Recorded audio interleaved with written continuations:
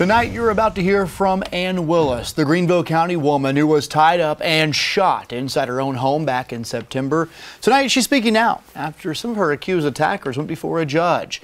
She was jerked out of bed, pistol whipped, and shot.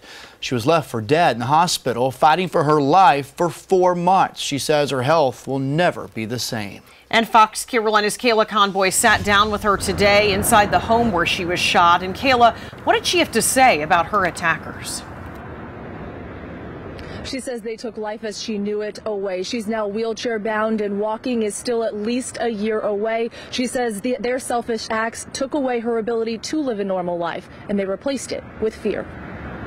You're never sure of anything. She may be recovering, but when Willis looks in the mirror or down at her chair, she feels like a broken version of herself. The physical damage for me is the mental damage, because I begrudge the physical damage that I'm in. It has changed my life, my lifestyle. All ripped from her one September night when she was yanked from her bed and tied up. She was telling herself she'd do anything to walk out alive. That did not do any good.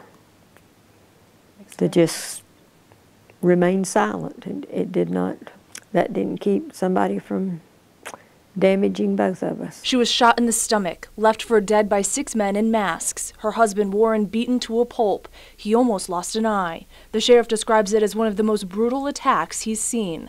Ann says the next thing she knew, she was waking up in the hospital 2 months later. One of the trauma surgeons did tell me that I had died 3 times on him, and that he had brought me back with God's help in my fight. She laid stiff another 2 months, unable to move her arms and legs. I mean, it's like you're paralyzed. I've never dreamed that would take place, but it does. She's now home, doing physical and occupational therapy 3 times a week. But with more time stuck inside, she has more time to think about the attack and why 6 strangers picked them. When 6 people come in your home, you can't fight.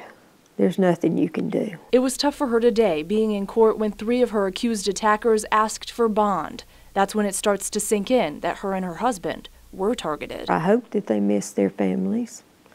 I hope they have that much compassion, but they should have thought of that before they did this crime and did this much to this family. But as she sat in the courtroom, she couldn't shake the uneasy feeling, the fear they've left with her, even when bond was denied. You were afraid that if they were given bond, as to how you would feel when they were out. Would have been very scary. I would have been afraid.